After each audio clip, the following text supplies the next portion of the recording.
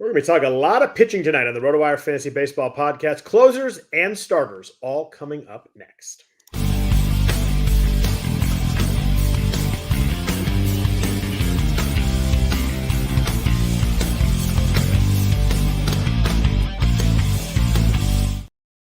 Happy Sunday evening, everybody. Welcome to the RotoWire Fantasy Baseball Podcast, sponsored by Fantrax. We appreciate them for the sponsorship. Jeff Erickson is here with me. As always, I am Scott Jenstad. We're going to talk in the closer market in 2024, which is kind of a fascinating one. We're talking some starting pitching in the top 150. So starting pitching the first 10 rounds in the 15-teamer. Talk about some intriguing names there, some polarizing names. Jeff, really quick, give me a rotowire.com/pod plug.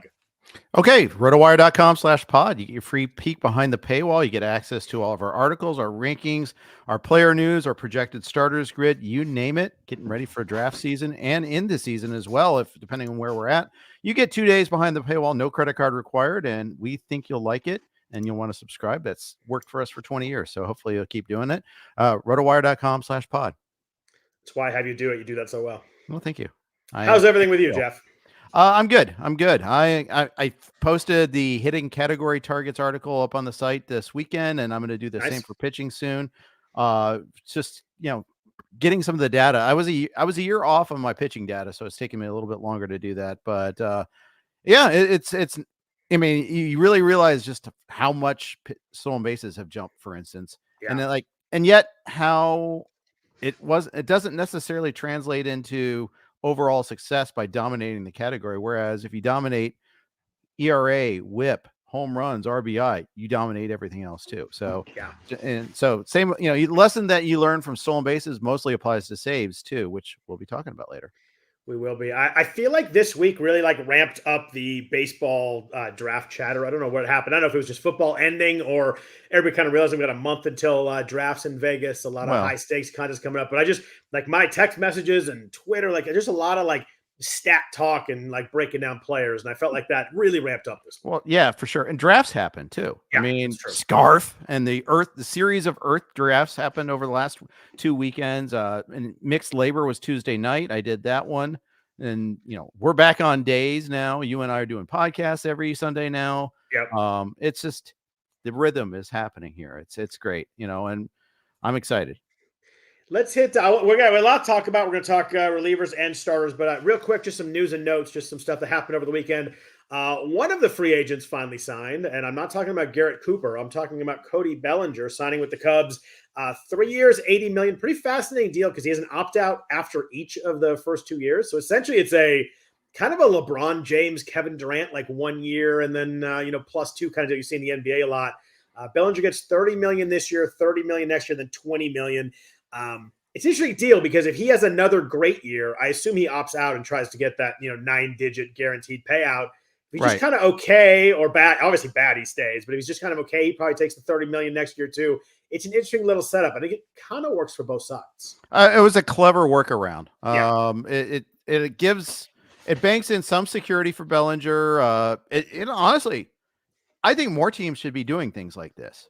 I think we may see a couple of these the next week or two with some of these names. I think in old parlance, sometimes it's called a pillow contract. You get the big 1 year, but it's a soft landing. I'm not sure that's why they call it a pillow contract. I don't know I just know that's what it's called. I heard bridge contract a lot. Yeah, I've heard that too. Yeah. It's what it does is it doesn't tie either side in, but it gives, palpable upside too.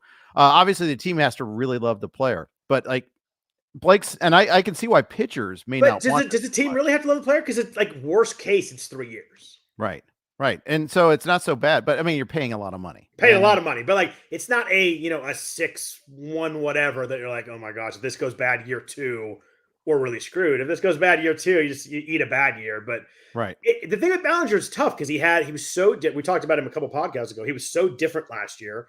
He decided, it seemed like he definitely decided to change approach, didn't strike out, didn't hit the balls hard, but as a result, put up some good numbers.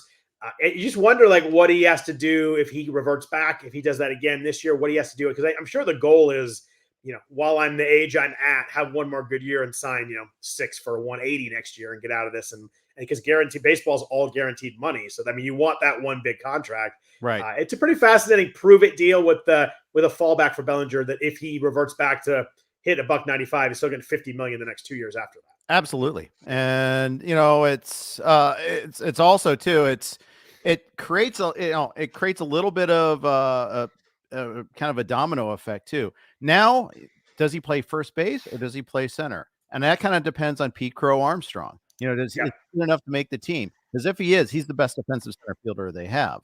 And that means that Bellinger goes to first, which means Michael Busch is out of a starting job, let alone Matt Mervis.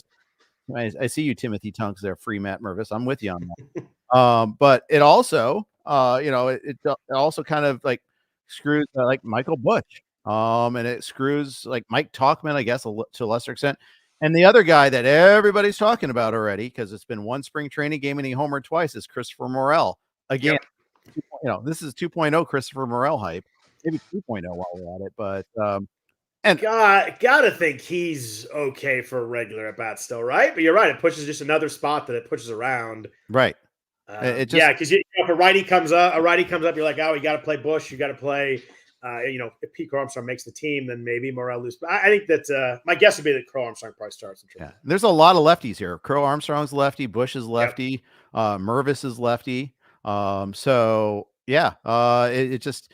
It kind of crowds out Morel and Wisdom. I mean, they're kind of butting heads for some playing time there. And Morel if Garrett Cooper makes the team, they're going to play him at DH or some first base, and they're against lefties too. So it get complicated pretty quick. Yeah, and Morel's a terrible defender still. So Nick Madrigal's still part of the picture too. But you know what? Good teams have depth. You want to build. If you're a real life team, you want this redundancy. You want these problems.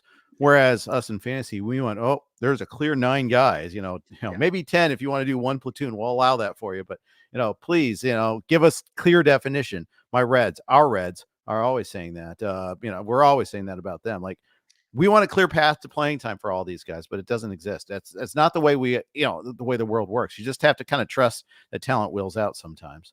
Well, it sounds like Jonathan India suffered a bit of a setback with his plantar fasciitis. He has no games for 2 weeks, so that question may answer itself here, at least in the early part of the season. Yeah, that's true. Although the people he's competing with are also dealing with that. Matt McLean has got the oblique injury. Noelvi Marte is going to debut next Saturday in spring training games, apparently. So we'll see. I mean, that's the way it's the projection. They said they're slow playing him a little bit there, so I hope that's correct. But it's funny how we talk about there was a glut and all of a sudden there's nobody to play. Yeah. So it's definitely something that we're going to have to still watch a little bit there. But as far as the Reds go, I mean, there's still those issues there. They're still going to exist. India is supposed to be this maybe not super sub, but omnibus sort of guy, the Tony Phillips, if you will. Good A's reference. Well, good Oakland A's reference when we used to be the Oakland A's, but that's a good reference right there. Thank you. I love TP. He was I love that dude. Yeah, and Reds fans love India. The teammates love him. And he, his rookie year, he was really good, plus 800 OPS. He's just been hurt a lot the last 2 years, and he's hurt now. And unfortunately, plantar fasciitis is something that you just don't wave a wand and say, "Oh, it's all done now. We're fine." Yeah, it's always going to be the back of our minds.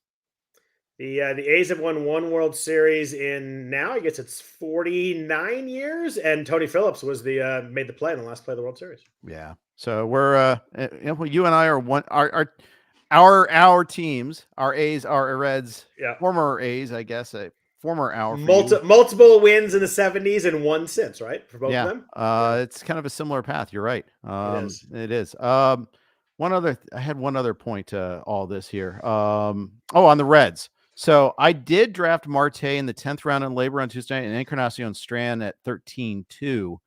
I'm happier with the Encarnacion, the CES price, but obviously, I think that talent will go out. I mean, Candelario is obviously the fly in the ointment everywhere, but I think there's a way that it works out that all three of them play. Yeah, I'm warming to Noelvi. I think you're going to end up liking that pick a lot. I think he's just going to force himself into playing a lot. I think the talent's just good. I think the talent's just going to win out there. Yeah, I think so too. And I love that he came up and was not overmatched at all when he came up. 20% strikeout rate and 123 plate appearances. I really like that. Yeah. Real quick, couple of pitchers. I think we may have mentioned one of them last week, but Kodai Senga has had his PRP injection in his shoulder today, shut down from throwing for 3 weeks. So, if you look at that, that takes you to like probably late-ish March, and then 6 weeks to ramp up, getting some games. Like we're talking best case May 15th he's starting, and I would not bet on that at all. I'm pretty much just crossing him off drafts, to be honest with you. In FBC formats. Yes, in a 7-man bench, no IL spot. I think he's undraftable in a 12-teamer, a 15-teamer. Maybe in those late rounds you could take him with the thought that as long as you can drop him, if you're going to get one setback, you can drop him. You get one thing of bad news. I mean, there's clearly a non-zero chance he doesn't pitch all year. I think he's a definite no draft in the 12-teamer, 15-teamer, maybe late, just to kind of hold for some news. If you're drafting right now, maybe get some good news in a month, but I'm afraid this one's not going to work out well. I think you're probably right about that one. And it makes me sad because I was kind of big on him this year. Me too. He was good for me last year too. He was really important. Yeah. Huge K upside. It's funny though. He has not been undrafted in a single NFBC draft yet.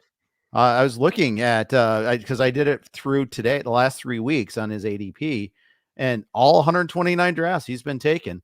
Lowest pick is 359. Oh, so one from the end in a 12-teamer. I bet you there will be some 12-teamers this week he does not get drafted on, now that we know we have more of a timetable on it. Yeah, I agree. And I don't disagree with your conclusion, by the way. And I think in a 12-teamer, like in round 26, 27, 28, you're just passing up good players there. And I'm not doing it there. We're in a 15-teamer at pick 430. Like, sure, if you want to take a shot right now over a backup middle or something like that and see what the news looks like, I'm good with that. But 12-teamer, I think you're passing up too good of a player at this point for someone that you're going to hold on your bench for 2 months while you wait and like good players break out. And the 12-teamers always good players on the waiver wire. I think it's just too tough in that format. Yeah, I think you're probably right about that. And I also think too that, there's different types of stashes. There's prospect stashes. There's injury stashes. There's certain types that are, defined timetable type of injuries. And then there's arm injuries. And there's pitcher shoulder injuries, which is really the key.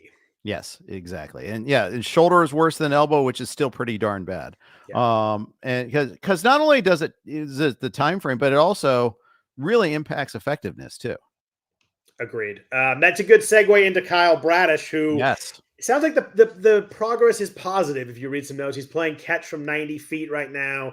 He had the strain UCL, which he's doing rehab for, resting, and then going to try and make do. Do you consider him? I consider him more of a draftable player right now than Senga. That was precisely the question I was going to ask you. I'm answering questions before you ask him, Jeff. It's a good sign. Yeah, right I'm preventing you. You're providing we're doing segues, everything. I mean, you're just like spotting dimes, eating onions right now. It's great. There we go. I like it. Bradish has gone undrafted in 4 drafts so far. Low pick is 407 on him. 125 out of 129. So he's still getting taken in almost every single one of them. And in fact, he's I obviously that ADP's, and I have to go from the date of the report of the injury. You could do that, and I'm too lazy to do that, but you can do that if you so desire. I just don't want to do that. But you're going to see that it's really a reserve pick at best. I won't do it. And one thing I missed a beat on in labor is taking some of those guys because you do have unlimited IL spots and unlimited IL spots. Huge difference, obviously. Right. It's actually an advantage because these guys can, when they come back, you don't have to fight for them on the waiver wire. So there's someone like Ryan Bloomfield drafted and stashed Royce Lewis last year. Obviously that worked out. He hit a few grand slams late to help that one out. Yeah. Single-handedly changed the Twins' bases loaded problem. Just one grand slam at a time. So there have been 22 online championship drafts in the last 10 days. Okay. Bradish been drafted in 20 of those. So that's still pretty thorough in a 12-teamer. That's ADP is 287, latest is 355, but 2 undrafted. So there's a 102 in there, so maybe that's a mistake, or I tried to do it so there was no. I saw some 70s before, so I knew I was going back too far as we're on the fly here. But it's kind of when it came out. He's mostly getting drafted late in drafts. I think that's an interesting one. A 12-teamer with Bradish, I think I would do it late because it's one of those things that in a month that might look a lot different. And if it doesn't, if you take him to 26th round, it's an easy drop anyway. So I think that I think you'll just know more in a month where you'll know if he's a hold and a 26th, 27th pick, and the waiver wire is going to be good enough that you'll be able to pick somebody up. I just think that in a month from now, that news has a possibility to be better than Senga's does. Yeah, you're right with that for sure. I had to make a decision today on a score sheet keeper league, AL only, and I held on to Bradish. AL only probably that'd be tough to let that go. Yeah, but it does all. It's you get to keep 13 players plus 6 prospects in that one there. So it was basically Bradish or Austin Hayes. It was what it came down to, and I can always redraft Austin Hayes. I figured, and if it doesn't work out, well, crap. Yeah, but I'm also kind of on the upswing of a rebuild anyhow, which had a setback because I also had Wander Franco on that team, and I'm not keeping him. But that wasn't. I'm just not going to comment, Jeff. Yeah, I don't want him on my team. You don't have. I mean, I don't think we can. Yeah, you can choose not to comment. That's fine. Yeah, that's in fantasy baseball wise in a keeper league, that is a horrible loss. Yeah, it is. Yeah. It's horrible for the Rays too. I mean, they're scrambling. And for me, like just talking Senga Bradish, like I just think shoulders freak me out a little more than the elbow forearm does. Obviously, the elbow forearm could blow up too, but man, shoulders just shoulders never work out well. No, they do not. So that's the news and notes. There's a lot of tweaks and guys who had a couple of days. I didn't want to hit many of those. It's February 25th. I don't think we need to worry about any of the 5 to 7 days kind of stuff quite yet. As we get a couple weeks longer, if those linger, we'll definitely talk about those. But let's get into closers and starters. It's going to be a fun chat here. First, a note from our sponsors, though, at Fantrax. Fantrax is the most customizable fantasy platform in the industry, offering the greatest fantasy experience for your dynasty, keeper, redraft, and best ball leagues. Are you coming from another service? Fantrax makes that easy as well. They can import any of your current leagues and customize as needed. Fantrax offers the most in-depth player pool in the industry, including minor league players. Do you need a customizable commissioner service for your fantasy league? Fantrax does that too, offering more customization than any other platform. They have waivers you can tweak, categories you can tweak, scoring system, schedule, whatever you want to do to set up your fantasy league the way you want it. Fantrax offers custom solutions for all that and more, and it's all for free. Sign up for free today. Enter to win an official Major League Baseball signed jersey from Vladimir Guerrero Jr. Simply go to fantrax.com/RotoWire and sign up today. That's fantrax.com/RotoWire. Fantrax, the home of fantasy sports. So, Jeff, let's go closers. We're going to talk about some names, but I want to talk about just like the general pool first. It's interesting that I just did NFBC ADP the last 3 weeks. I just kind of picked a date. In that moment, there are no closers going in the top 50. Devin Williams and Edwin Diaz are just outside of the top 50. So a little bit different than we've seen in prior years where there's like a couple, I think we said Hader and Hendricks maybe in the third round a couple years ago, but there's been a couple guys that sneak into there. I remember drafting Jordan Romano in the 4th round last year. Then closers, if you do 50 to 100, if you start with Devin Williams and Diaz right there in the low 50s, there are 10 guys from 50 to 100. So that's a big range when most teams are getting their one guy. Maybe someone gets 2, but most teams get their one guy. Then 100 to 150, there's 8 more. And I'm kind of cheating. There's 2 right outside the top 150. So I'm just going to go, if I go 100 to 155, there's 10 more in there. So that's 20 closers right there through pick 150, and then it totally falls off. There's no closers in ADP going until pick 199 after that. So between 155 and 199, there's not a closer on the ADP list. It's pretty wild. So that's 18 in the top 155, which means, there's going to be, you think everybody gets 1 and then 3 teams get 2. That'll move around a little bit. There's be 5 teams that have 2. A couple teams won't have 1 yet. But it seems like there's you got to get 1 in the top 10 rounds for sure.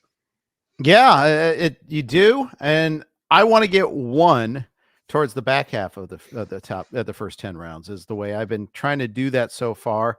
I don't want to be setting the market on closers. I don't think that's such a great strategy. I mean, I think we've talked about it year in and year out.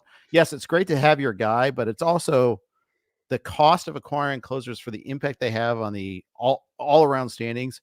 It's not worth it. It never is. If you use any sort of valuation system, you're not going to get return on value. You might get the points that you need. You might have that comfort in not spending in fab. I get why people do it. I just don't think it's a good play. And I definitely don't think it's a good play to get 2.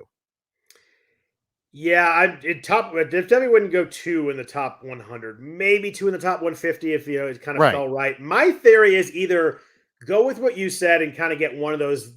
I think it's 8 guys. I guess it's 10 guys that go between 100 and 150. Get one of those, unless I can go 5th round and get Clase, Yohan Duran, or Camilo Doval. I like all those in the 5th round. Their ADPs right now are 63, 65, and 69. I don't like the tier after them that goes like 6th, 7th round. I don't think I want to go a 4th round closer. If I get one of those 3 in the 5th round, I'll do it. Otherwise, I'm going to kind of jump back to round 8 or 9 and kind of drop one of those 100 to 150 guys. Yeah, that's where I've been landing. Is I have a lot of Paul Sewald so far. For instance, I have some Alexis Diaz. I don't mind getting Pete Fairbanks, although it's a little scary leaving him on an island as your sole first top 10 round closer. It's a little tougher doing that, but that's why he goes there. Yeah. As for those reasons. Same thing with Evan Phillips. Same thing with Andres Munoz. But Sewald, I feel pretty comfortable that he's my guy there. I don't feel too bad about his job security. Whereas the others, maybe it's a little shakier. They all, after even in the top ones, but they all have warrants. So like I can argue against. Of course, I can argue against any of them, which is kind of wild how few of them don't have warrants. And even like Edwin Diaz missed all last season. Like I think he'll be great, but like there's a giant but in that if you take him in the 4th round. Yeah, and he's on average right now barely ahead of Devin Williams as the first closer taken, sight unseen, basically leap of faith. But it's and I could acknowledge that I'm going to be wrong, but I also think that's I don't think that's the way I want to build my team. Let me give you a little other background here. So I'm working on my closers article, right? I mean, not closers article, but my pitching categories target article. Not my closers article. I don't do that. Ryan Roof does that. Good stuff. Check that out on rotowire.com/pod. I did that early today, Jeff, as I was working on this. Smart guy you are. Yeah. In 2021, you needed 70 saves to get to the 80th percentile, but in previous years, it was a lot higher. Since then, I remember like mid 80s was always my target for many years. Right. And it's stabilized. In fact, last year was slightly higher, 73 last year for the 80th percentile, but still, I mean, you really need 2 closers basically. It used to be you needed 3 or 2.5, and now you need a little less than that. I feel like even 50th percentile, which a lot of people were fine with, you needed 58. I mean, I was going to ask you what that number was. That's you can piece your way to 58 if you have one guy. You can piece together to 58 pretty not easily, but you could do it. It's attainable. Yeah. So we're going to talk about specific names, all the guys in that range here in a second. But just to kind of the general, I mentioned there's a big gap. Then you have Jose Alvarado at 199. And you got 22 more picks down to Alex Lange. So it's a dead zone. Like 150 to 220, there's 155 to 220, there's one closer in there. So like it's just really weird. And as we get to the main event season, 12 team online championship, that gap's going to get smaller because there's going to be a couple of people that don't have a closer after 155. They're going to push Alvarado or Lange up 2-3 rounds. Like you just know that's coming. That's going to happen because there's going to be a couple teams that are panicking and they're going to have to make sure that they don't want someone to take Alvarado as their second guy before they get their first. So those guys will move up a little bit. But I want to ask you about some open-ish situations too. There are a lot of teams where we don't know who their closer is. The World Series champions, the Rangers, like we think it's Jose Leclerc. His ADP is 225, but David Robertson's there. The Angels signed Robert Stevenson. He's actually a higher ADP than Estevez, who was the closer last year and has been already said in spring training that he's the established incumbent guy and he's going to get the first shot. Stevenson's ADP is 245, Estevez 282. So just tells you what people think. Stevenson obviously a really, really good pitcher. And that tracks how it's gone in my drafts too, by the way. It's definitely been Stevenson before Estevez. In some cases, Estevez drops really low, which I think is noteworthy. He dropped really low last year too, by the way, Scott, because he was terrible in spring training. Terrible. What do you have? He had 30-something saves, right? Yeah. I mean, he was like one of those huge scores for people there. But again, the price was right. That's the whole thing. Like, if it doesn't work out, you get him in round 21. Okay, cut him. Yeah, it's fine. But if you spend a round 15 pick on a guy and he doesn't get it, it's like, if you spend a round 12 pick on a guy and he doesn't do it, now it's a real disaster. And Stevenson's a round 16 guy right now. So that's a starter. That's a good player. That's your 5th, 6th pitcher. That's your middle infielder. That's your 4th outfielder. He's got to save some games. I mean, I know his K to walk last year was over 30%, K minus walk, which is an insane number. His K rate was 38.3% last year. I think he was incredibly good, but if you're dropping the 16th round, he's got to get some saves. He doesn't have to be the full guy and get 40 saves, but he's got to get some saves for that to work. Yeah. It's amazing that Stevenson and Jeff Hoffman are former Reds that just blossomed in other organizations. But yeah, anyways, that's moving on beyond that. It's not like the Reds were the only ones that whiffed on trying to develop Stevenson. The Rockies did. Right. And then the Pirates did as Hoffman, well. Hoffman was on the Rockies too, right? What's that? Hoffman was on the Rockies too, right? Yep, absolutely. Wow. So the Reds and Rockies both had Stevenson and Hoffman? Yeah. Wow, that's wild. Both. Yeah.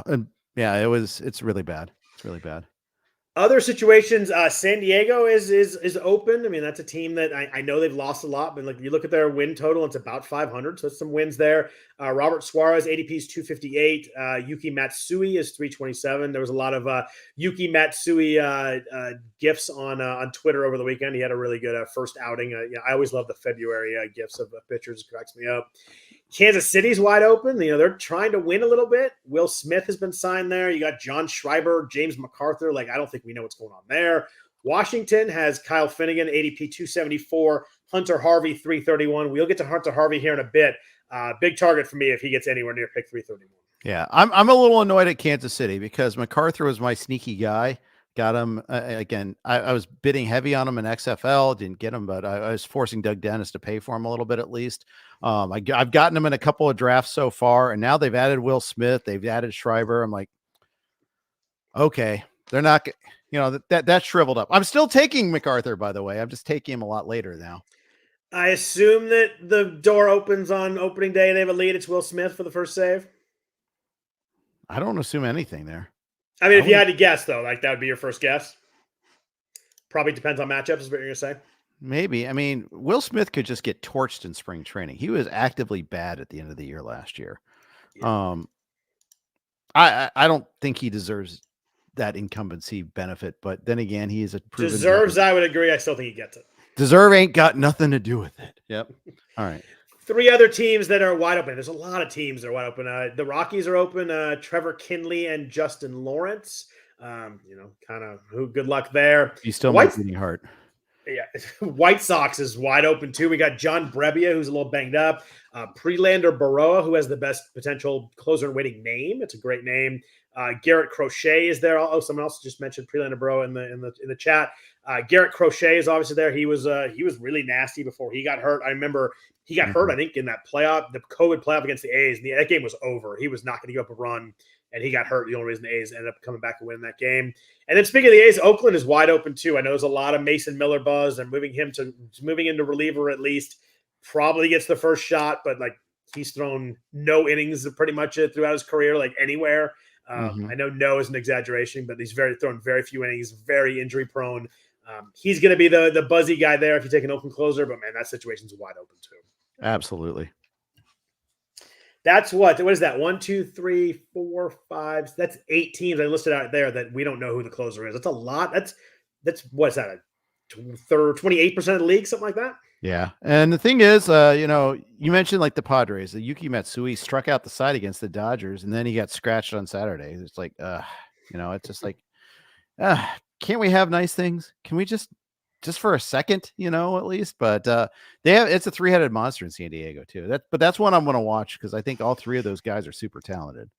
Yeah, there's just and some of these situations will be kind of mix and match and committee all year, but a couple of them will have guys that end up sustaining themselves and becoming the guy, and those are the ones. Those are the ones you mentioned. Estevez last year.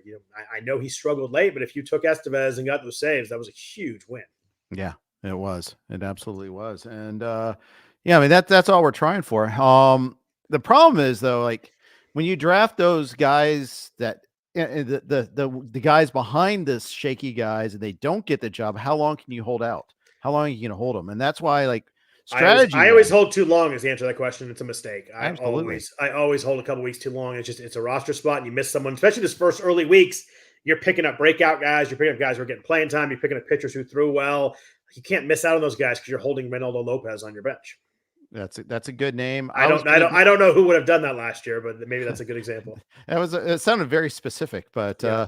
I was doing the same thing with Scott Turn Your Head in McCuff, but oh god, I had a lot of him too. Oh, way too long because he even got there was a moment there where like this is a great pick. He's going to be the guy, and just it's good.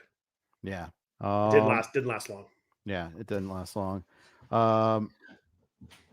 I think it's going to be tricky, and we got some Cubs chatter in there as well. So we'll talk about that too, as with Alzolay, when we have that on our list of players to talk about. I think Yeah. so. Let's talk about some players. I think we kind of hit Edwin Diaz already, but how do you feel? Are you pretty secure that it sounded like he could have pitched the end of last year? I mean, it's so long that you got to think it's okay. He's coming out 50% K rate, but he hasn't pitched in a year. Like, that has to be a factor. You would think so. It's not an arm issue. That's the good thing. Huge. He had no issues after throwing a bullpen session when he first started throwing. Says he's ready to go. This was like a week and a half ago, 2 weeks ago. So, so far so good. I mean, I think if he's firing at the same velocity in spring training, I don't see any reason why he wouldn't be there. And it's just, the problem is it'll probably go up, especially when you start talking main event. You know that the inflation is going to kick in at some point in time. So I'm probably not going to be there for him, even though I think he's probably legit really good. I just don't want to be the guy that takes the first couple of closers. Yeah, you can see some command issues early too. I mean, I think he'll be really good, but I'm probably not doing it at that price either. But where do you come in on Emmanuel Clase? A lot of saves last year, but he definitely was not as elite of a pitcher. He was under a 2 ERA and a 1 WHIP for the 2 years prior. Last year, he was 3.22, 1.16. Strikeout rate, I don't think crashed is an exaggeration. 28% to 21% is a pretty big drop for someone that is considered one of the dominant closers. His walks were up a little bit. Swinging strikeout rate fell over 3%, down to 13.4. He was still really good, but it was definitely not the dominant guy we saw the 2 years before. They still had 44 saves. Fastball still 99 miles an hour. It did fall down a little bit, but where do you fall on Clase? I still think he'll be really good, but there are some concerns from last year. There are, and a new manager too this year. So does Stephen Vogt change how he uses his bullpen at all?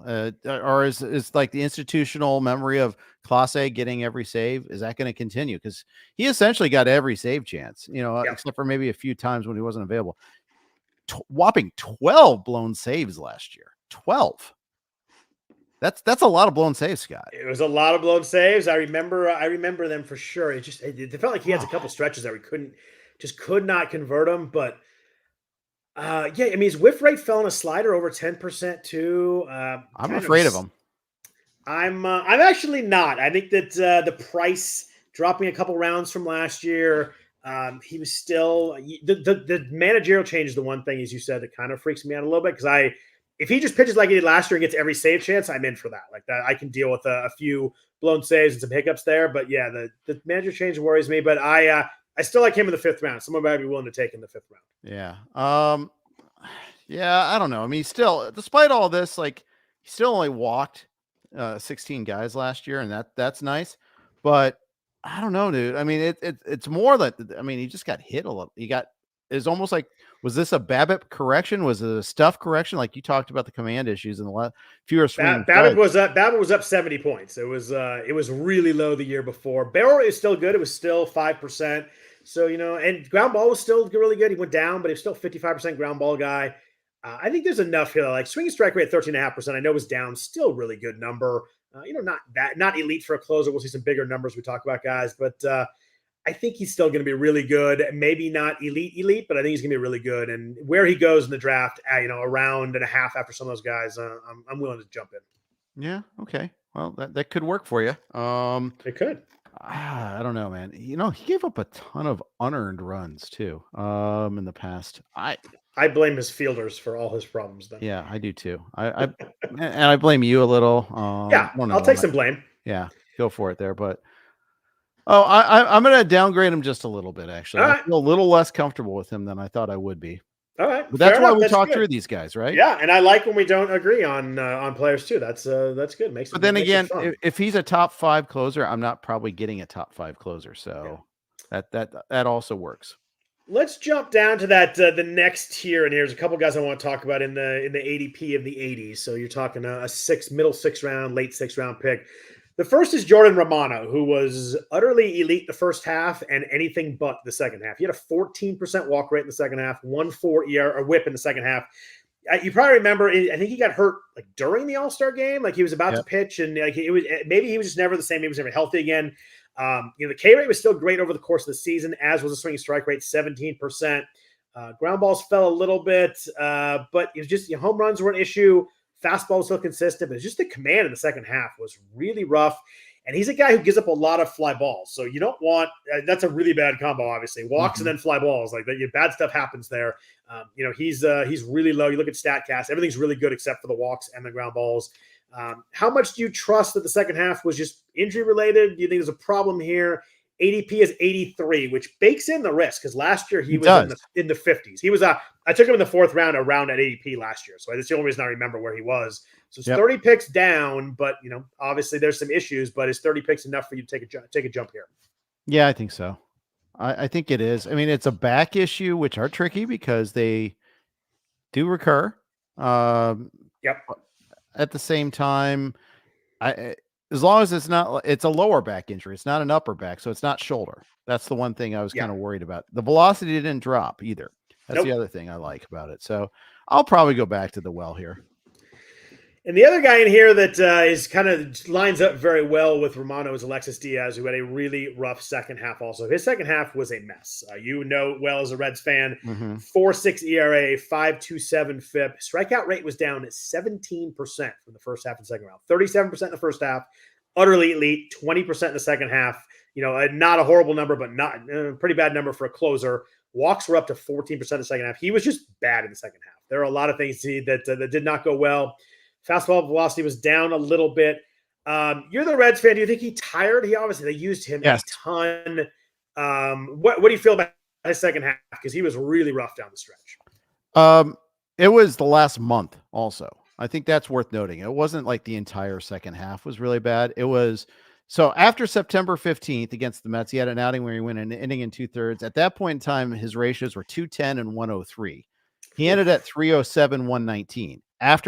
So if you think about that there in the course of 5 outings, and his next 2 outings were an inning total and they gave up 7 earned runs. Yeah. He had a 24 ERA in his last 5 outings, and that just tanked his ratios. He was fine before that. I think he just wore down.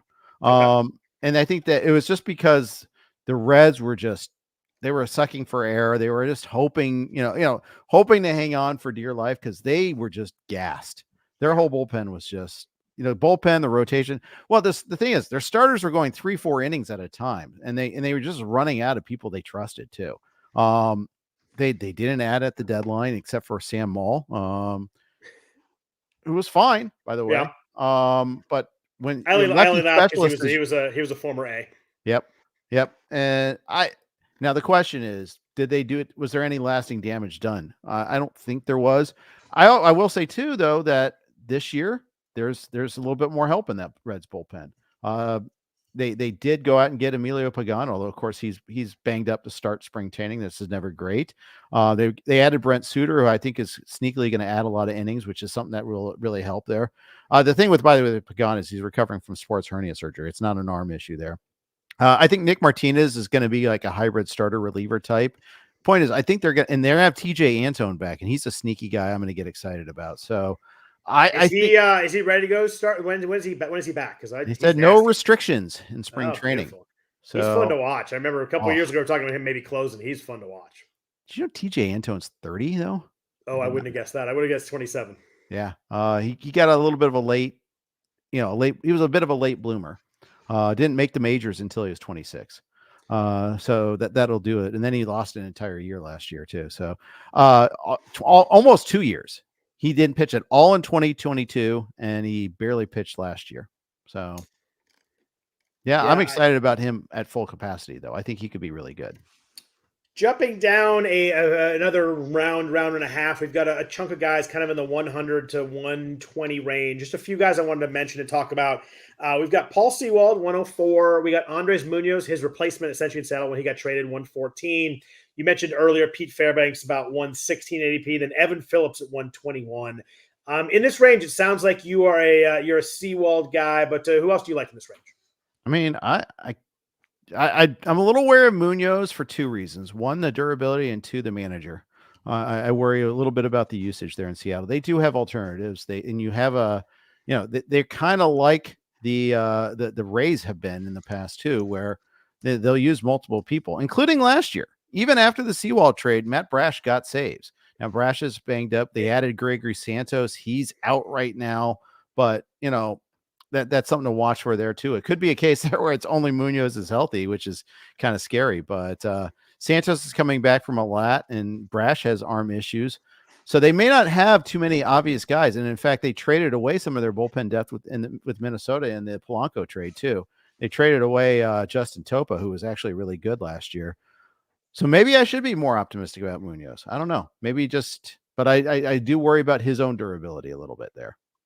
I worry about the durability a little bit too, but I do really like Munoz because I think he's one of those guys that could be a dominant type of guy. I mean, he was dominant in 2022, 38% strikeout rate, 6% walk rate. The walks were back up last year to 10%. That's kind of the key for me. If he can even split the difference on those, just give me a 7.5% walk rate, with the K rate over 30%. I think he can be really good. The Mariners should be a above 500 team, exciting young team. I like him. I like the ground balls too. He's a 59% ground ball guy last year. You give me 30% strikeout and 59% ground balls. You stay out of trouble with a lot of that. It's just, as a closer, 1-run lead, it takes 3 ground balls to score a run, whereas 1 fly ball causes you problems. The injury last year was an ankle injury. That makes me happier than it was if it was an arm injury. Maybe he was never fully 100%, but he's still pretty good. I just think ADP 114. If I don't have a closer yet in the 8th round, I'm grabbing Munoz for sure. I like this price on him. Yeah, and I like the Fairbanks price too. He's right. They're right next to each other. Yeah, I think Fairbanks was treated differently than the previous couple of years. Now, obviously, Fairbanks, you're worried about durability with him. Even this year, I've only got him projected for 49 innings, which is going to obviously cut down on his save chances if that is fulfilled. But the Rays kind of demonstrated they trust him, and Jason Adam exists and he's good, and they rebuilt Robert Stevenson. They rebuilt Jake Diekman. They'll do it again this year with others. I still believe in Fairbanks. I think he's a guy that is going to get more than your average Rays closer. Yeah, I mean, he's got a 37% strikeout rate last year. There's a ton of upside. The durability with him worries me a little bit, and the walks worry me. I think that the 3.4% walk rate in 2022 is clearly an outlier. Sure. He's double-digit guy every other year of his career. So I think the walks always scare me as a closer, but he strikes out so many guys that he probably overcome that. Another guy with a lot of ground balls, which I like too. So at least if you walk somebody, you're not giving the 2-run homer right after it. I think he works really well there. I really like Evan Phillips right behind that at 121. This is a range that I probably will end up grabbing a guy in here. There's some talk that Dave Roberts seems to be leaning towards him being the main guy, not all the guy, but at least the majority of them, which we haven't seen Roberts say, recently, probably since Jansen was there. Another great ratio year, 205.83 whip in 61 innings, like a lot of innings for that number. That's a really good whip. The K to walk is really good. K minus walks like 23%. It has had a really low BABIP the last couple of years, so maybe he gets a little bit of correction there. It's like under 230 last couple of years, but I just think he's really good. The StatCast page is pretty much all red. He's over 90th percentile in xERA. ADP 121 on the best team in baseball, potentially. I don't need to get all the saves. You give me 75% of the saves. I think he smokes this ADP. Yeah. The only problem is Gratterall is there and is amazing. Good. Yeah, really good. No doubt. Fire Eisen too, maybe. I don't know, or something like that. It's just, I remember kind of banging my head against the wall because he's so good, and he's still got 24 saves. 24 saves won't kill you with that price.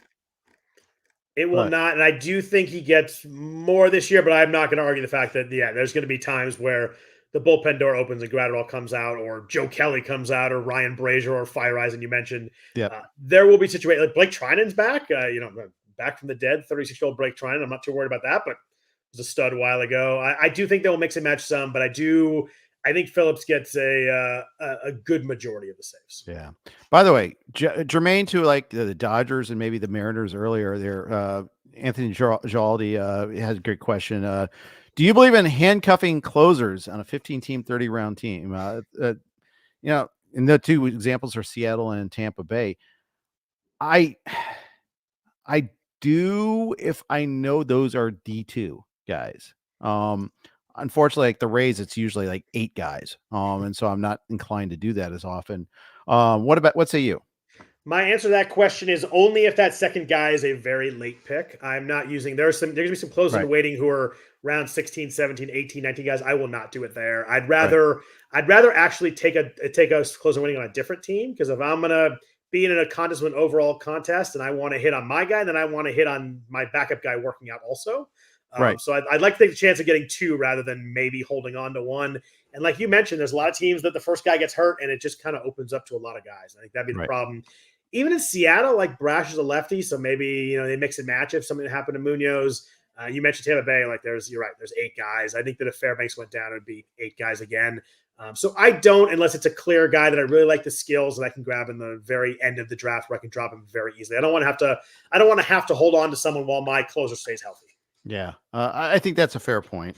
And in a zero-sum sort of mentality too, you're hurting somebody else if you've got their closer too. So that I love doing that. You love taking a pick instead of the guy who has the starting closer just kind of gives you a bad look. That's always a good feeling. For what it's worth, Jason Adam is ADP right now is 395. So he's not. So that could work. 12 teamer. He does get him in 15 teamers. And the GLD corrected me. Brash is a righty. Who am I thinking of this lefty? It might have been Topa. I don't know. Topa's gone though, so I don't know. Who was I thinking of? Seattle had a guy that was really nasty. He was a lefty. Good question. Don't know the answer. I do not know who I'm thinking of. I appreciate that. Thank you for telling me that Brash is a righty. So, so maybe but you still have Santos there, who they traded for. So Gabe Spire, maybe Saucedo. I was not thinking of Gabe Spire. Well, it'll come to me. It'll come to me someday, and I'll be somewhere where I'm not on the air, and it'll pop in my head. It wasn't Topa. Topa's righty, by the way. Yeah. There was someone I'm thinking of. I don't know who it is. Yeah. Before we get down to the bottom of the barrel, the guys after round 150, talk to me real quick about Clay Holmes. Had some hiccups, and I kind of thought when I dove into him that I'd be like, I don't really want any Clay Holmes, but I was actually kind of impressed when I looked. He was still really good last year. I kind of remembered him being worse than he was. It's funny how that pops in our head. 286, 117 in 63 innings. K rate was a career high, 27%. The walks were up a touch, just under 9%. So you would like to come down a little bit, but I mean, elite homer rate, he's just a huge ground ball guy, so it's not surprising. 65% ground ball guy. A lot of hard contact, which scares you, but then you look at the barrels, and they were under 2.5% last 2 years. He didn't give any fly balls. Like he's just a lot. All his hard hit balls are on the ground, which you'd like to see. They've got they should have a good infield in New York. Volpe is a really good fielder. So BABIP will always matter for him just because you got to hard ground balls. But at ADP 135, if I waited on closer till then, I'm actually good taking a shot at him in the end of the 9th or early 10th round. More solid than I would have thought. I did not think I'd be in on Holmes. I think I am. Yeah, for sure. And the thing is, the second half he was deployed like a real closer.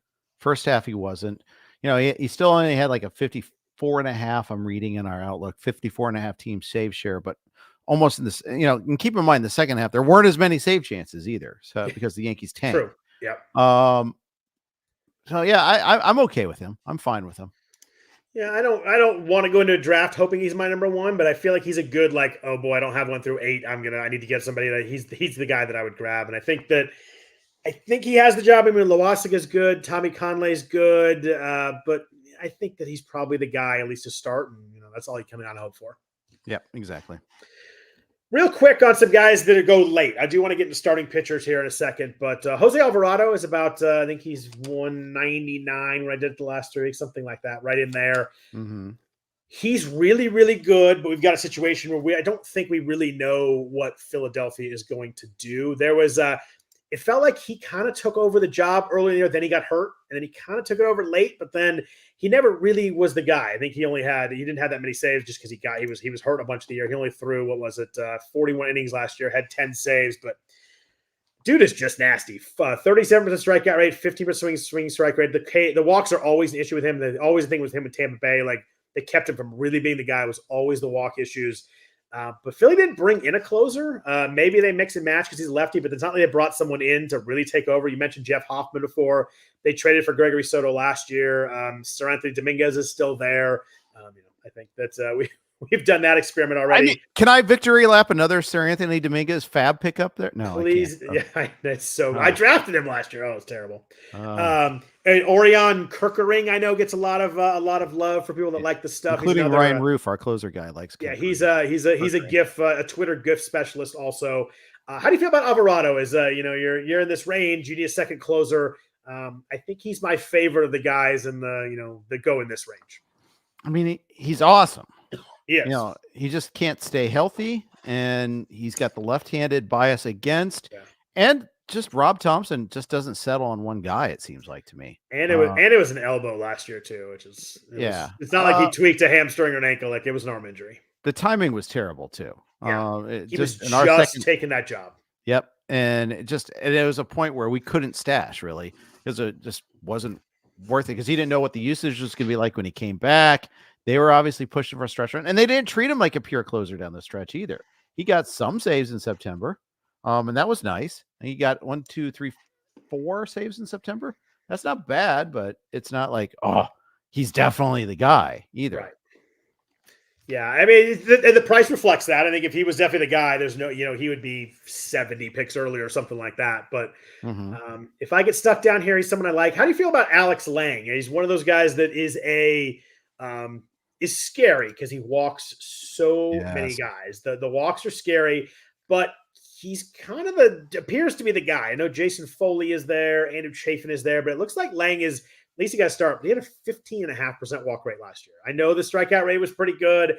He's a huge ground ball guy, which helps. He and all that, but man, that walk rate probably scares me away. He misses so many bats that it's almost sometimes just like worth stabbing to see if he could just improve just by a notch. Right. If you give me like 9% walk rate, the guy is suddenly really good. Yeah, and that's the thing. That's the thing that I'm kind of afraid to pass him up in a way sometimes. I've actually taken him a couple times because I haven't had my second closer, and he's kind of just always there for you. But Foley, Foley could be the guy too. Although I don't think Foley is anything amazing. Oh, Jeff disappeared, so hopefully he will be back. Hopefully I'm still here. Now Jeff's back. Yeah.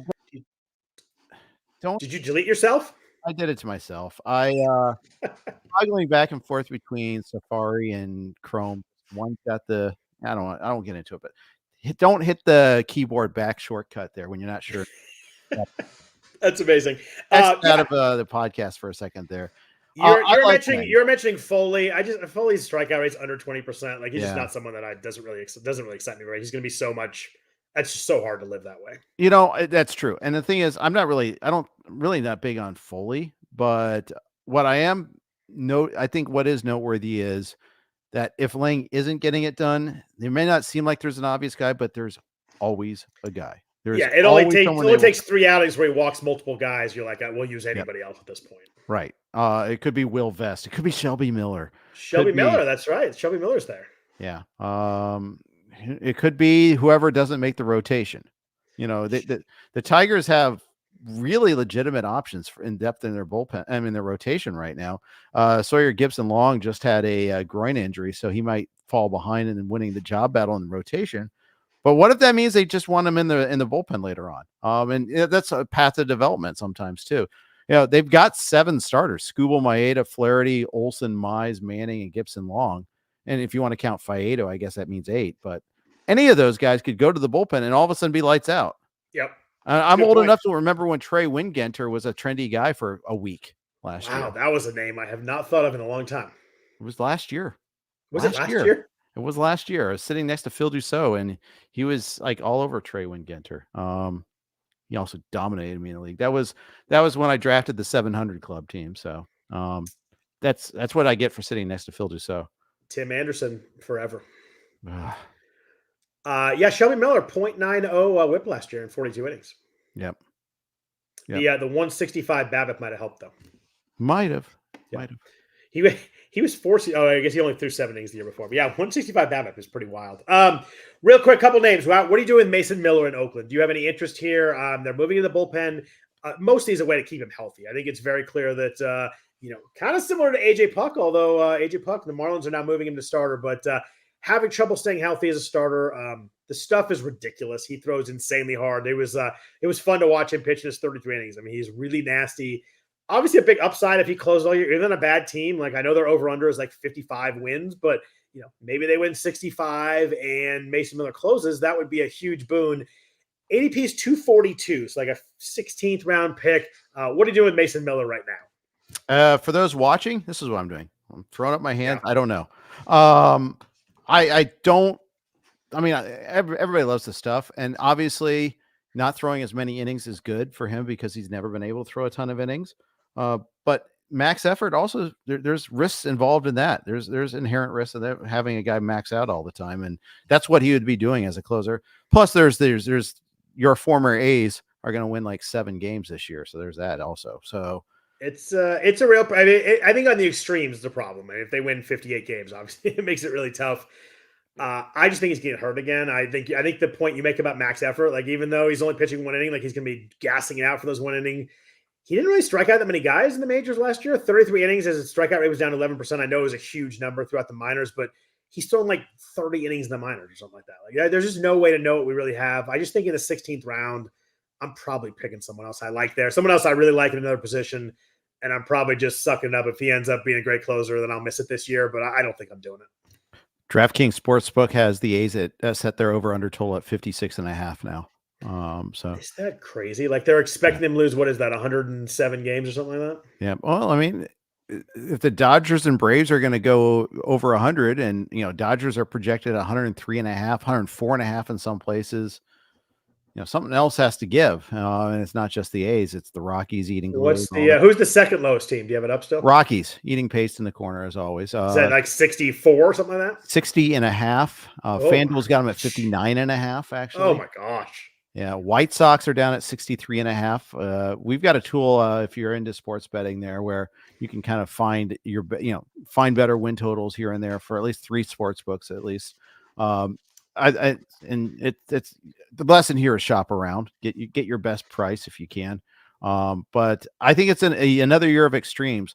Nationals are at 66.5. I'm not super pessimistic on them, although I did. I think they go over that. I think they go over that number. Yeah, it's just the rotation's so damn bad. That's the problem there.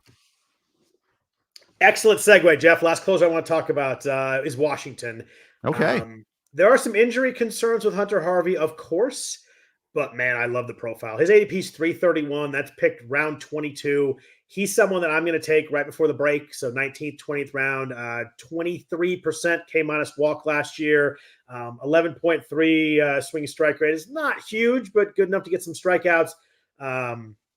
He's pitched 60 2/3 last year. Like, he was healthy all of last year.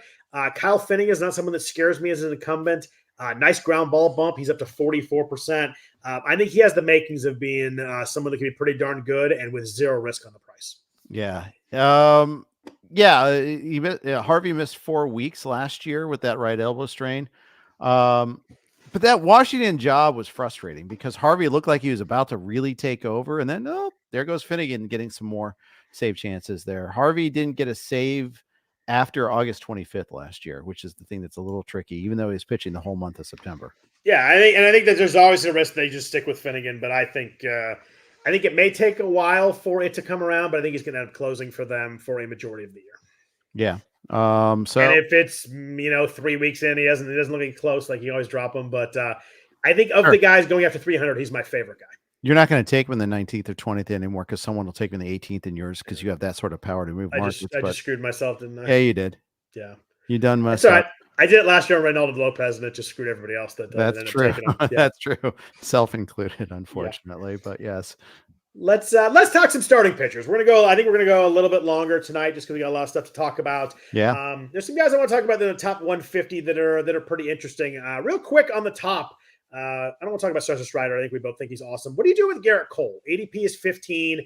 Another elite year, 263, 0.98 whip. But there are some issues here. His K rate dropped 5%. Swing strike rate fell near 3%. It was under 12% last year.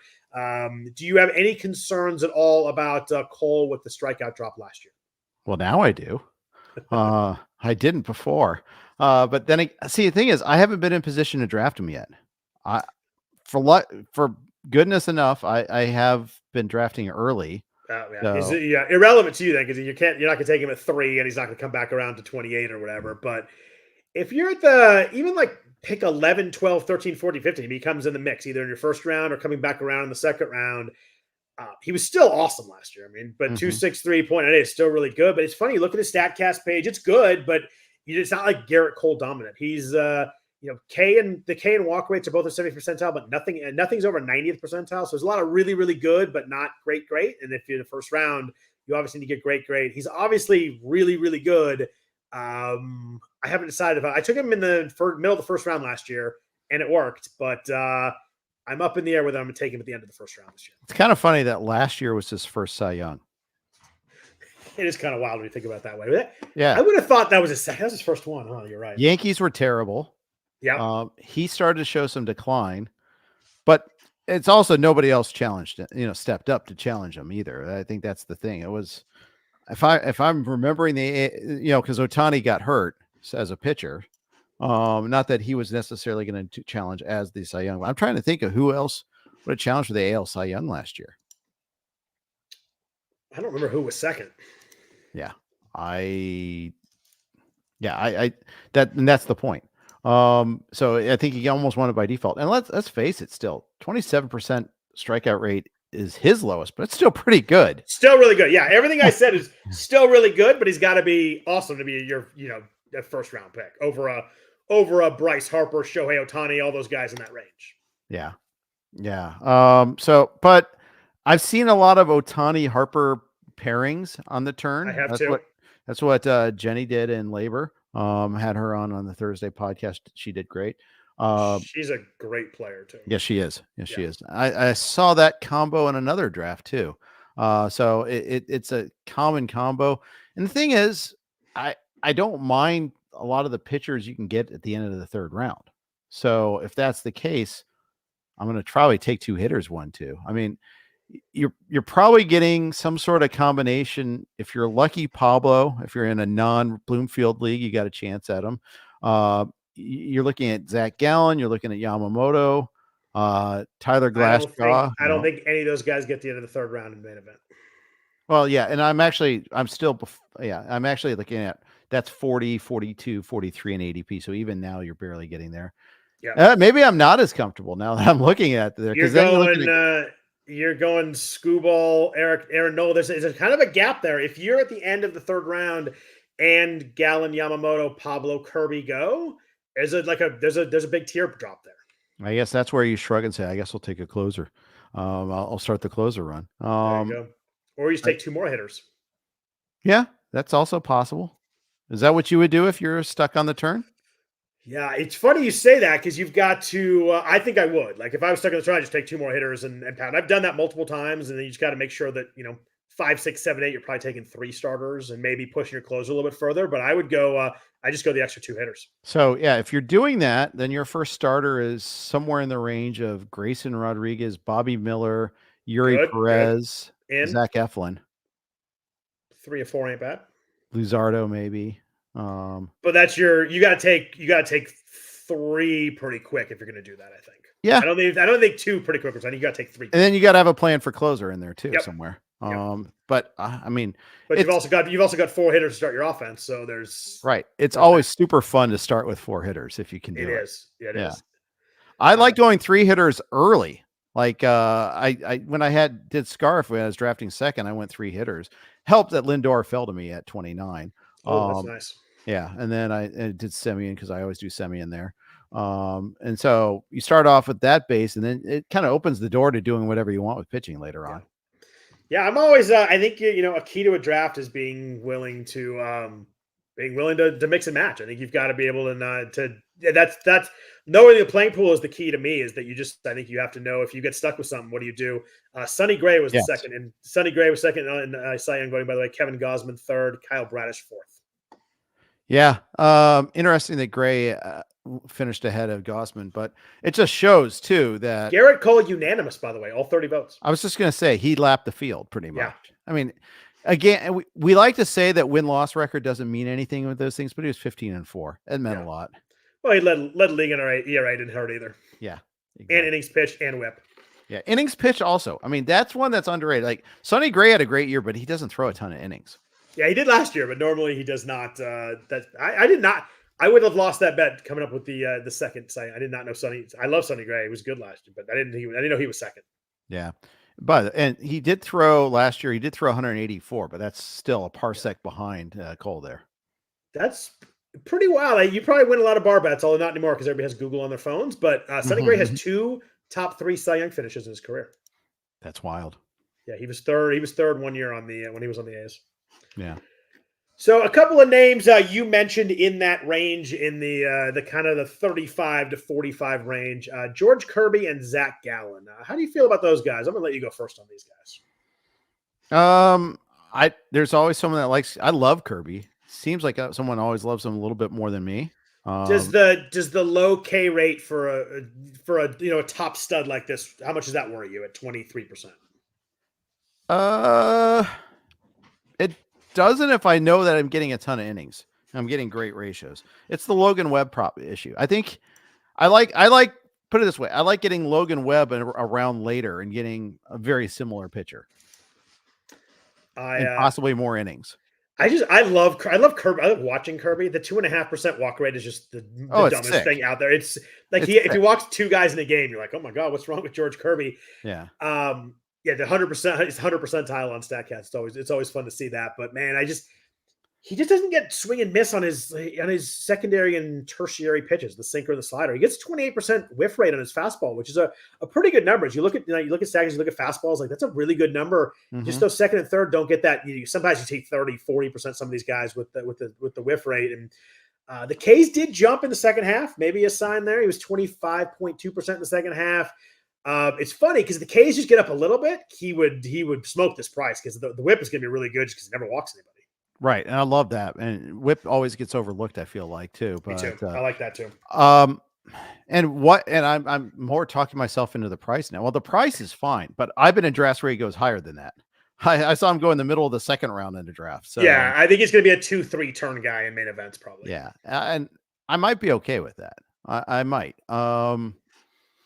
Yeah, it's to answer Uncle Ched in the chat why there's why people take pitching early. These dominant guys are huge anchors. It's the strikeouts and the ratios. It is hard to find guys in 15 teamers late in drafts, and it's hard to find guys on the waiver wire. A couple anchors make a massive difference.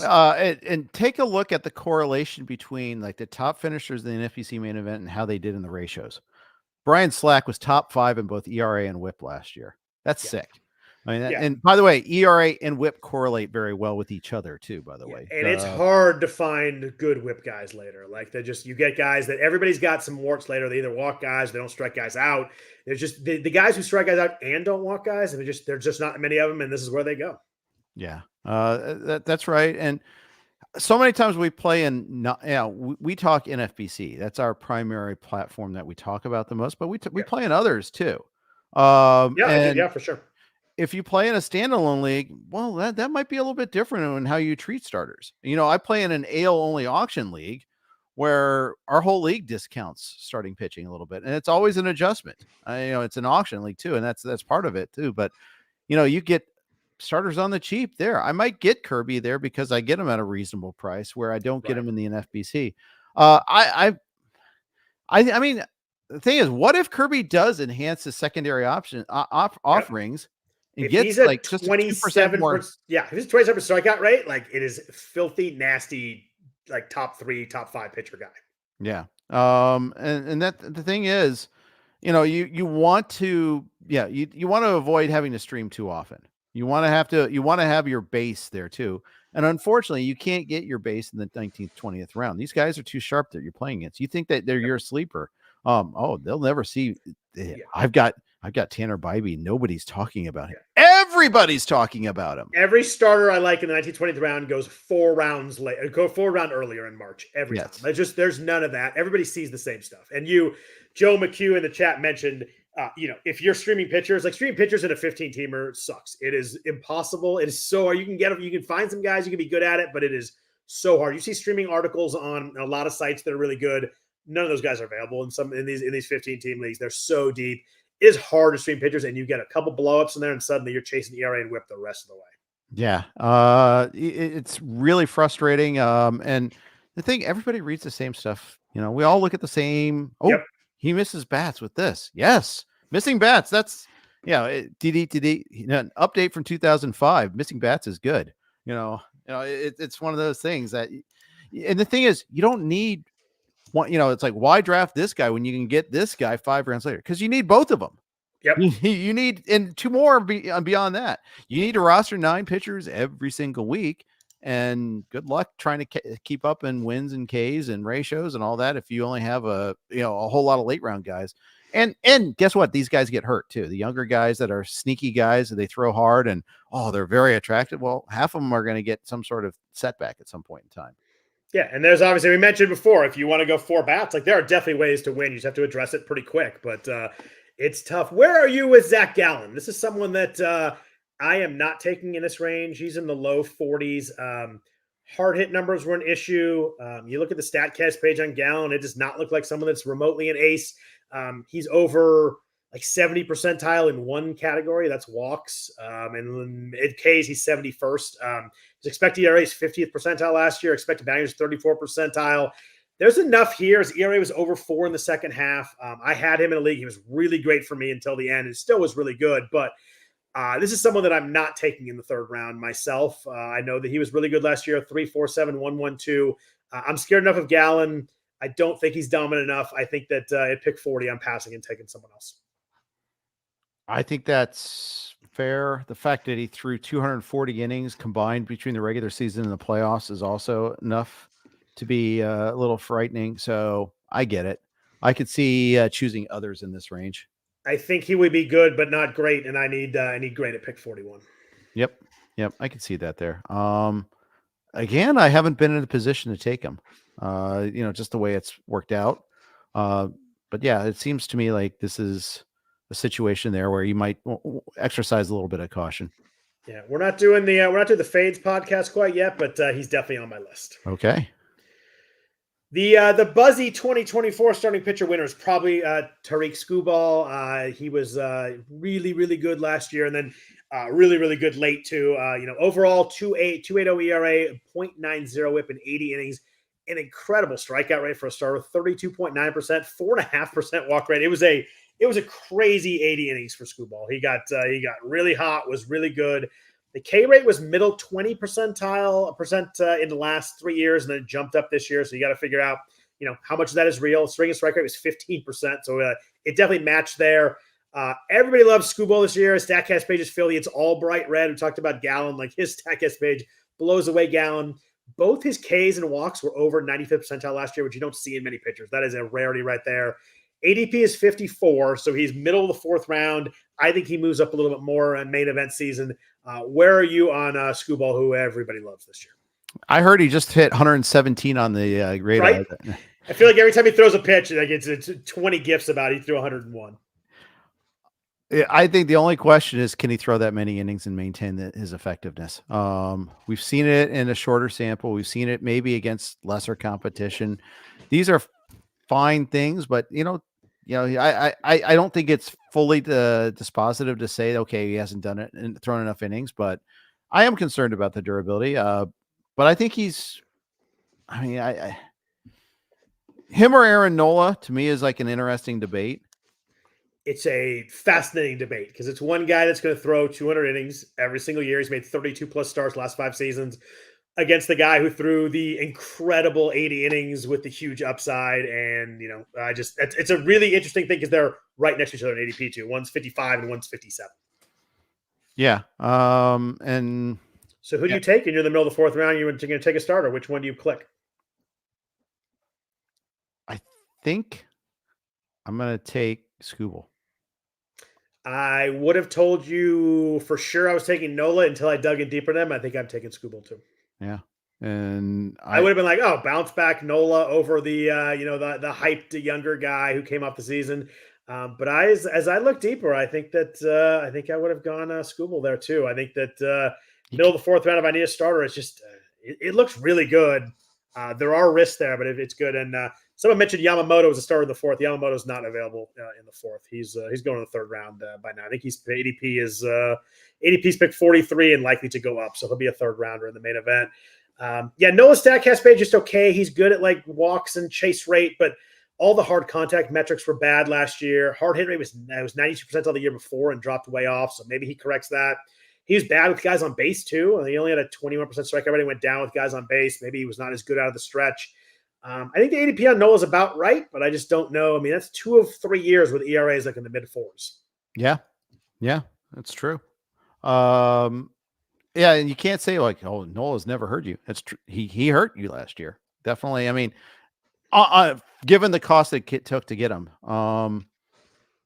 yeah, I think I think if I would take I would take Skubal over him, and Because Nola was what, like late second, early third last year. yeah, I mean, team context, Nola's got on a better team probably. Although I think the Yep. Tigers are going to be better than I think the Tigers are going to do this year what people thought they were going to do last year. I think they are going to get because I think they had some significant breakouts last year, and they will be a better team. And they have a better ballpark, but Philly's still a better team. Period. Better run support. All that, but a tougher ballpark. Tough. Citizens Bank Ballpark is actually kind of a sneaky tough place to pitch too. And Nola's K rate fell like 3.5% last year.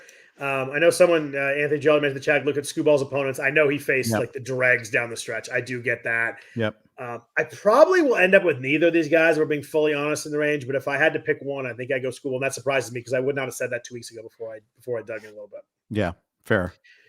A couple of young studs here, kind of in the end of fifth round, early sixth. I want to ask you about. We got Grayson Rodriguez and Bobby Miller. Grayson was obviously not a great line overall, but if you look deeper, a lot of his problems were early on. His ERA was 4.5, WHIP was 1.34, but 2.58 ERA in the second half in 76 innings. K rate really solid. The walks rate were a little high at 8.2%, but under 7% again in the second half. After he was demoted for that stretch of time, he came back and was really good. Swing strike rates over 12%. A lot of really good stuff here.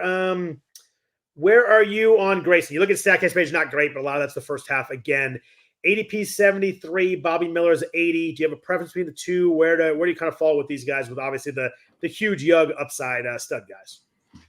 I think a small preference for Grayson, but I can't really tell you why. Not because I'm trying to hide it from you. 5-6 turn and take both of them. That'd be pretty sexy, that's for sure. That would get some oohs and ahs for the room, which is usually not a good thing.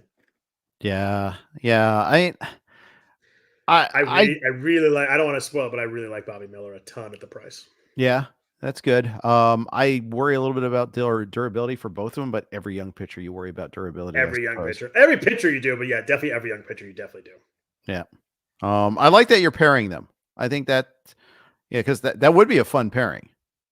And it's a thing you could do because like if you're on the turn, you're picking like around right before 75 and right after 75. You could do it. The thing I like with Miller, he threw 124 innings last year, 3.76, 1.10. That's a really solid rookie year. The Ks were only 24%, but much higher numbers in the minors. I think the strikeouts are going to come a little bit. You watch his stuff, and I think that it's pretty clear that the strikeouts are going to come at some point. You watch him up close. He's filthy. He throws really hard. What I like is the walks are really good for his first time. There was a 6.3% walk rate, guys, 80th percentile in major league pitchers that qualified. Like that's a really, really good number. Really nice ground ball guy too. He's 47.7%. I love the ground ball. We move up the strikeouts a little bit. This is a really good combo. His expected ERA last year was 81st percentile his rookie year. He was better in the second half as he kind of figured stuff out. 3.36 ERA. The walk rate dropped 3% in the second half.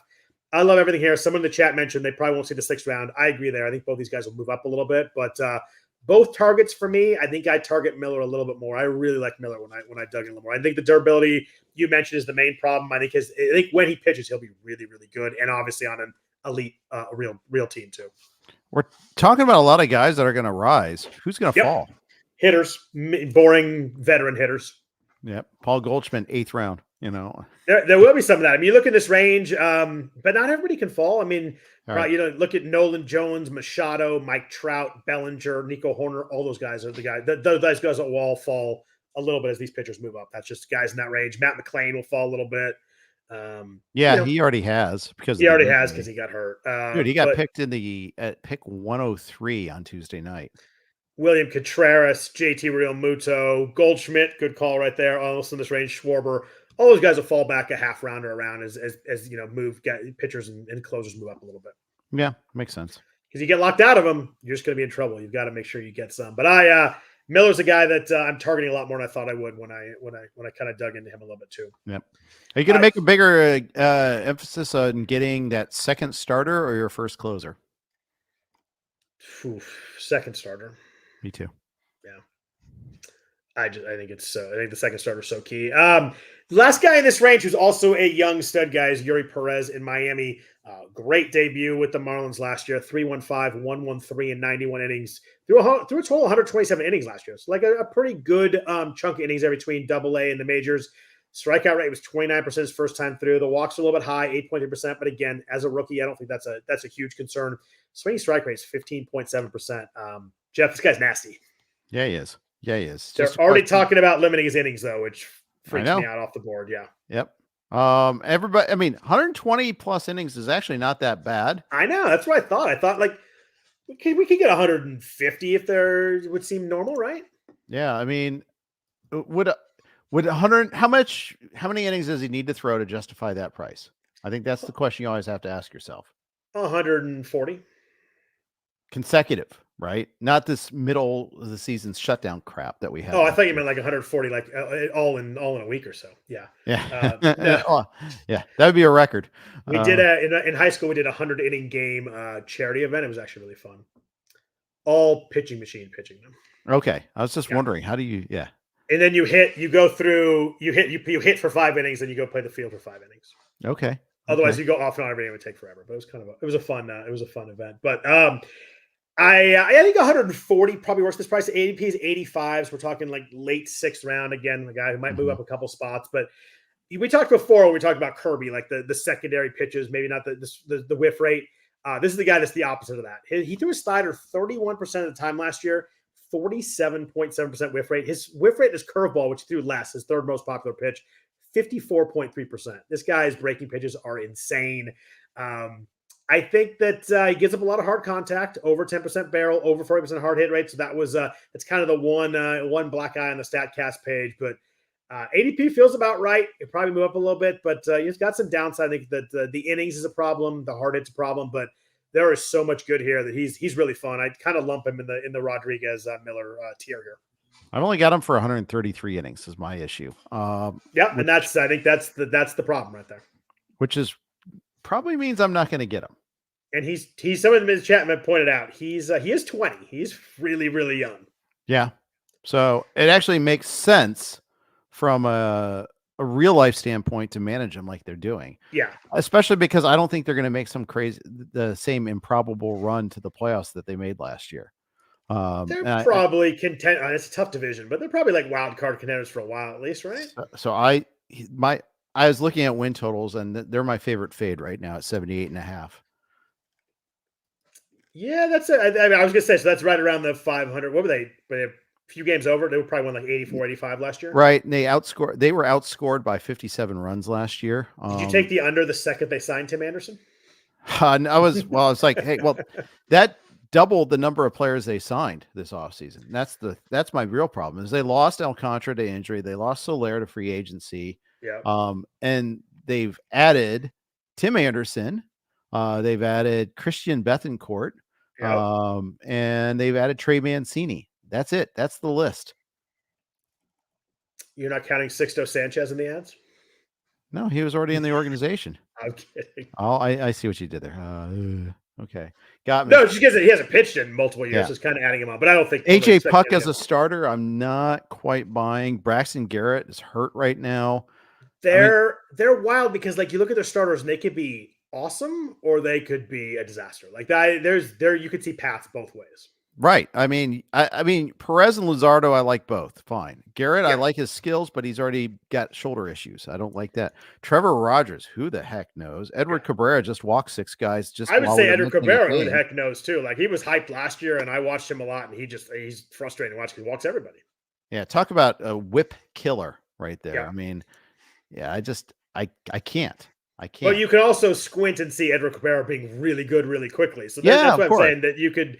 There are ways they can be really good or really bad. His walk rate last year was 15%. Yeah, that's the eye test did not fail me there. Yeah, and 144 whip it tells the story there pretty effectively. I would really like Sixto to make a run and get good again. I loved him when he was pitching back. Oh yeah, what was that 2020 when he first got called up? Was that the COVID year? I think he got called up. We're in 2024 now. He's pitched 1 inning in Double-A since then, 4 years. I would love to see him do well. He was this year, by the way, too. Oh, that's right. He was someone I loved and never walked anybody. Got great command. I loved Sixto. He was like a big target for me when he got called up. I loved everything about him. It sucked that he's been hurt for so long. Yeah. Well, and didn't he have like maturity issues too? Like they essentially kind of suspended him, if I recall correctly. I believe he had something in there, yeah. But he's 25 now. Maybe we're getting past that. I'd love to see him get it back to the majors for sure. Yeah, it's been a long time since he got traded from the Phillies to the Marlins, though. It's crazy how long it was. Was that 2018? Yeah, he's 25 already this year. And no, I have not seen Sixto's body. Question the chat. Have you seen his body? No, I haven't. He does. He does not. He looks like he needs to work himself into shape. We'll just put it that way. Okay. Yeah. A couple of interesting names that both broke out last year, kind of in the 110 range. We're going to cover a few more names here, and then we'll jump out of here. I guess we'll go 3 names in this range. We'll go kind of 105 to 120. Justin Steele, Cole Ragans, and Tanner Bibee. Do you have a strong preference between the 3? I feel like they're kind of grouped together. Steele was like, kind of out of nowhere breakout guy. Cole Ragans kind of did the same thing, but he was kind of a StatCast darling. And then Bibee was obviously a big prospect, and everybody's getting fired up when he was going to make his debut last year. How do you feel about these 3 guys? Bibee. It's definitely Bibee for me. Love him. And he's the last by ADP. He's 10 picks after Ragans and Steele. Yeah, and I like Steele too. And I like Endicott Steele, but I got that one. Yeah, thank you. I knew you would. I don't work for pitcher lists, so I'm not required to profess my love for Cole Ragans at this point in time. I mean, Cole Ragans could be amazing. He could be the best of the 3, but I just worry about that control in the background there. That's what keeps me off him. The fact that he's on the Royals probably also keeps me off him a little bit for the price. I mean, I inherently trust the Guardians and I inherently distrust the Royals. Yeah, the walks were the big thing to me. I was actually surprised. I like Steele more than I thought I would when I kind of dug into him a little bit. 315, 113 last year, but I kind of looked at it when I kind of thought he was just a guy last year that got a little fortunate. The BABIP helped, but home runs are an issue. A lot of fly balls is kind of the big thing. He has a 25% ground ball rate. I'd like to see that number a lot higher than that, but a lot of hard contact, but his slider is really good. What was his ton of ground ball? I'm sorry, I was looking at the wrong guy. He had a ton of ground balls, is what I meant. And that 49% ground ball guy. So you take that, the swing strike was 11.5%. So maybe a few more strikeouts from the 24.5%. He cut his walks in half. If that's real, he's just kind of really, really solid. I didn't expect to like this profile as much as I did, but as I got closer and looked more, if that walk gain remains, I think he's going to be really, really solid again. I know he doesn't throw hard, but that's the only thing in the StatCast page doesn't look good is the fastball velo. And if you do everything else well, I can deal with that. Yeah. I agree. I mean, and don't get me wrong, I'm not anti-Justin Steele. I'm just pro Tanner Bibee. I think that's more where I'm at with that. And Gavin Williams, I love too. I like Williams more in the future, I think, than I do this year, but I still like Williams too. But I like both of these guys. Give me them both. Yeah, I was impressed by Steele. I think that the walks are the key because he had a problem this first couple of years, and then they did come down. But yeah, I do like Bibee too. I mean, ADP is 119. I think that'll probably come up a little bit, but I would definitely take that. Another guy that gets a lot of whiffs on his secondary, 32% on the slider, 38% on his changeup. He dropped his walk rate in the second half. Would you like to see with a young guy too? I kind of like all 3 of these guys, but I think I go Steele, Bibee, Ragans. Sounds like you're Bibee, Steele, Ragans. Yeah, and hey, they're in labor. Ragans fell, and I'll take the really. Wow. Yeah, I didn't think he would fall anywhere. It was surprising how much he fell. He fell to the second to last pick of the 9th round in a 15-teamer. So that's pick 134. Yeah, I wouldn't expect to see that too very often. But you're right. Every draft you get a little bit different. But his Ragans' second half was 31% strikeout rate. It was just nasty. Oh yeah, absolutely. And if that's sustainable at all, then that's grand. And that was Jenny Butler again, by the way. So it's Grand Theft Ragans, and I get that there, and that works out great. Yeah, his K rate, whiff rate, xERA, and X batting average was all 80% higher on StatCast. He was really, really good. I like all 3 of those guys. I think they're all 3 guys that I would take. I think that you got to rank them, you got to figure it out. But I would have thought that I would have Bibee first, but I think I like Steele a little bit more. Last couple of guys here before we jump out. We've gone quite long, but we kind of were going to do that. Guys in the 140s. Hunter Greene is on your Reds, so I'm going to let you talk about him. And then Michael. Our Reds, Scott. Come on. but you're the Reds expert, so I'm going to you. Okay. Hunter Greene's tough to figure out because you watch him pitch, you're like, oh my God, this guy's insanely good. But then you look at the numbers without looking at that. ERAs have been 4.44 and 4.82. He pitches in a really tough ballpark to pitch in, and he has a hard contact issue. 43.5% last year, 9% barrel. The BABIP hurt him. I do get that, but he throws a lot of fly balls, and a lot of fly balls with hard contact is scary in that park. It is. It is. I want to look it up to kind of confirm my get the data behind it. But Hunter Greene to me always is like, oh, first 3 innings, he looks amazing. So innings 4 through 6, not so much. So do you think that's him tiring, or guys like figure out once they see 101 the second time through, it's a little bit better? I think it's a little bit of the latter because he's playing around on like. Do you want the numbers? Learning new pitches and all that. Yeah, tell me if you have them at your disposal. First time through the order, ERA of 2.49. Uh-huh. Second time through 6.53. Ooh. Third time through 6.46. Hey, yikes. And the FIP also it matches that too. FIP is 255, 461, 697 respectively. XFIP 299, 453, 509. So slugging against is over 500 second time through the order. Yeah. That's bad, I hear. Your feeling on that was freaking dead on. That was pretty good. So what do you do with him? It's a 10th round pick. Obviously, I mean, nobody's saying he's a second overall pick. He throws 101 miles an hour. Like, the upside is insanely good, but we're not drafting the fancy league that we're talking about right here. We're talking about a redraft league. The K rate's been over 30% both those years. Mm-hmm. What are you doing here in the 10th round? There's going to be a next step up at some point. Do you trust it to be this year? I haven't been there yet. Let's put it that way. It could happen. It could happen, especially if he's working on a splitter, which is this year's sweeper. The Frankie Montas breakout was the splitter too. Yeah. Hey, guess who he has teaching him it? Oh, that's right. In Cincinnati. Oh yeah, nice. Yeah, I remember you and I having breakfast at Italy talking about who we're going to take for sure, and we both said Frankie Montas, and it worked out well. Yeah. Hunter Greene, I'm not quite there yet, but I want it to happen. I want it to be there. Probably not going to pay that price. I'll go with the other guy you listed. For me, he was like the opposite of Steele, in that as I dug in more, I thought I would like Greene a lot more than I did, and I think he scares me enough that I'm probably not taking him at ADP. Unfortunately, you don't want to. Really fun.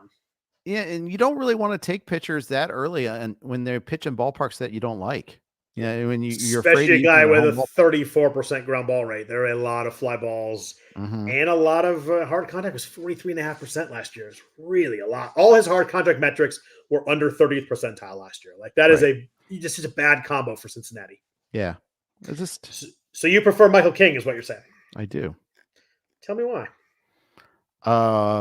San Diego, first of all, is a pretty good landing spot team-wide. Sure. Good landing spot in life. I worry about durability with him. Obviously, can he go? How many innings can he truly throw? That's the downside. Is I only have him for like 120 innings. I know our ATC's got him for 136. He threw 100. He threw 105 last year as a hybrid, and then started whatever that was the last. He made 9 starts down the stretch. I mean, the performance levels I buy. I like that he can use 4 pitches against lefties. I mean, that's one of the things I really like about that there. It's a question of track record and the fact that he's been kind of bounced between roles. That's the only thing that kind of is holding me back. What say you? So he made 8 starts to finish the year last year. 1.80 area, the 48-9 K to walk was a pretty good rehearsal for his starting in 2024. I like him. I like him more than I thought I would. If you would have asked me before I looked into guys, before I prepped, Hunter Greene and Michael King, I kind of would have laughed. I'm like, of course Hunter Greene is who I'm taking. I'm with you. I think I'm going King. Even with the more innings last year and more starts, strikeout rate was still 30%. Walk rate he dropped down to 7.5%. Nice ground ball tilt. He's a 43% ground ball guy. Another guy with a lot of strikeouts, a lot of ground balls. Durability is the only thing here. I mean, who knows what his body goes through starting, but I like that he started 8 games. I think that's enough of a sample last year that he got used to it. He made all those starts. His starts were pretty good. I think he went 7 innings in one of those starts. He really against Toronto. Yeah. He really stretched out all through 7 and then 6 against 6 against Toronto. Oh, they're both against Toronto. There you go. The 13 strikeout game was against Toronto. I remember that one. His one bad start as a starter was against the Royals. And he's like, see, in your face. But He pitched well against the Astros in that stretch. He pitched well against the Red Sox in that stretch, against the Brewers in that stretch. And that's not messing around. Yeah, I think what I'd say is I don't know how long he'll make it, but I think he'll be really good while he's out there. And I think that I'd probably go, you get 130 to 140 innings at this price. I think it's going to work well because I think he's going to be really good while he's out there. Yeah, exactly. Yeah. That's starting pitchers through 150, at least the interesting guys I want to talk about. Obviously, there's a lot of names in there, but those are the ones that kind of I thought were interesting to talk about. Anybody else in this range you want to talk about? We feel like kind of hit a lot of people and got a long time this way, but anybody else that jumps in your head you want to discuss real quick? No, I don't. I want to anything else we can save till next week. Yeah, so we'll have we'll talk some later guys in drafts in the next couple of weeks. I know that we've kind of hit a lot of guys in the top 150 as you're doing the brunt of your draft. We'll talk to some guys after 200 the next couple of weeks, and other than that, we hope everybody has a really good week here. What is this? End of February, early March. We're getting into baseball season, which is really, really fun. Looking forward to draft talk. Yogurt starts tomorrow, right, Jeff? It does. What spot are you drafting from? 3. I'm drafting 5. Zola, I think, has got an early one too. Also, I forgot to change my KDS. I probably would have made it so I was on one of the ends because you know how well I do in slow drafts. But 3's close enough to the end that hopefully 1 or 2 we got quick there. So hopefully it works out. All right. Well, best. Do I go Witt or Julio or Strider? I mean, that's for you, you and your soul to decide. But obviously, one of them will be gone at the second pick. But I'm Julio. I'm probably Julio over Witt if he's there. That's my order too. I'm drafting 5, so I might be striding. If I was 5 and Strider was there, it'd be a pretty quick click for me. That's what DVR did in labor, and then he followed it up with Burns in the second. So it was a very interesting start to his draft. It weirdly felt like Julio was disappointing last year. He had 102 runs, 105 RBIs, and he went 32-37. Yeah, he really crushed it, like in August especially. He did. Like, it's just crazy how the talk earlier was like he was struggling early, but man, he made up for it big time. He did indeed.